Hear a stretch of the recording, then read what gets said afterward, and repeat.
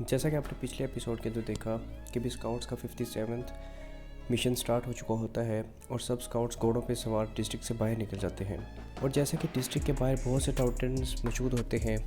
दरवाज़ा खोलने के बाद जैसे ही तमाम स्काउट्स थोड़ा सा आगे निकलते हैं तो टाइटन्स साइड से उनके ऊपर हमला कर देते हैं। स्पोर्ट्स स्क्वाड उन टाइटन का सामना करती है और बाकी तमाम स्काउट्स आगे बढ़ते रहते हैं। जैसे ही वो सब लोग डिस्ट्रिक्ट से निकल के खुले मैदान में पहुंचते हैं तो उन सब को फॉर्मेशन बनाने और अलर्ट रहने का ऑर्डर मिल जाता है और वो सब स्काउट्स फॉर्मेशन बना लेते हैं और उन सब को स्मोक सिग्नल्स भी दिए जाते हैं कि अगर कोई टाइटन्स नज़र आए तो वो सिग्नल फायर कर दें ताकि बाकी सब लोगों को भी पता लग जाए कि टाइटन्स किस तरफ से आ रहे हैं। और इसका मकसद फॉर्मेशन को बरकरार रखना है ताकि जिस साइड से टाइटन्स आ रहे हैं फॉर्मेशन का रुख उससे दूसरी तरफ कर लिया जाए। फॉर्मेशन का मेन मकसद टाइटन्स से जितना हो सके दूर रहना है ताकि इंसानी जान का नुकसान कम से कम हो, लेकिन फिर भी बहुत से लोग फॉर्मेशन को बरकरार रखते हुए मारे जाते हैं। आर्मी भी फॉर्मेशन में घोड़े पे सवार सब हालात का जायज़ा ले रहा होता है और अचानक उसको ज़ोरदार कदमों की आवाज़ सुनाई देती है और वह देखता है कि एक टाइटन सब स्काउट्स को मारता हुआ तेज़ी से आगे बढ़ रहा है। ये देखने के बाद आर्मिन ब्लैक फ्लेम फायर कर देता है, जिसका मतलब कोई ऐसा टाइटन है जो स्काउट्स को इग्नोर करते हुए सीधा सेंटर की तरफ जा रहा है। और आर्मिन ये सब देख के समझ जाता है कि ये कोई एब्नॉर्मल टाइटन नहीं, ये भी एरन की तरह है, मतलब कोई इंसान इस टाइटन बॉडी को चला रहा है।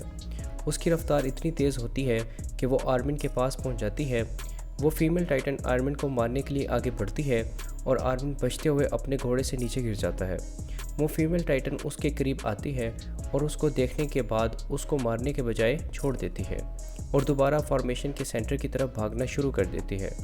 आर्मिन उसकी इस हरकत पे हैरान हो जाता है और इतने में राइनर और जीन वहाँ पहुँच जाते हैं और आर्मिन उन दोनों को उस फीमेल टाइटन के बारे में बताता है कि ये भी कोई आयरन की तरह का टाइटन है और ये किसी चीज़ के पीछे है। ये सुन के वो तीनों उसका पीछा शुरू कर देते हैं। आर्मिन देखता है कि उसकी स्पीड पहले से स्लो हो चुकी है और अब हमारे पास अच्छा मौका है इस पर हमला करने का। सबसे पहले जीन उसके वीक स्पॉट पे मारने के लिए आगे बढ़ता है और मरते मरते बचता है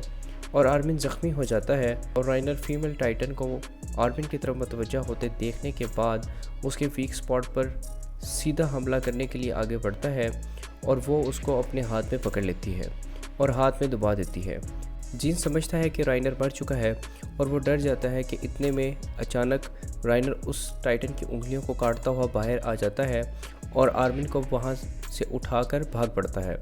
और फीमेल टाइटन दोबारा उनको छोड़ के आगे बढ़ना शुरू कर देती है। ये सब सिचुएशन देख के आर्मिन समझ जाता है कि ये ज़रूर एरन के पीछे है, क्योंकि एरन का स्क्वाड भी उसी डायरेक्शन में है जिस तरफ ये भागी जा रही है।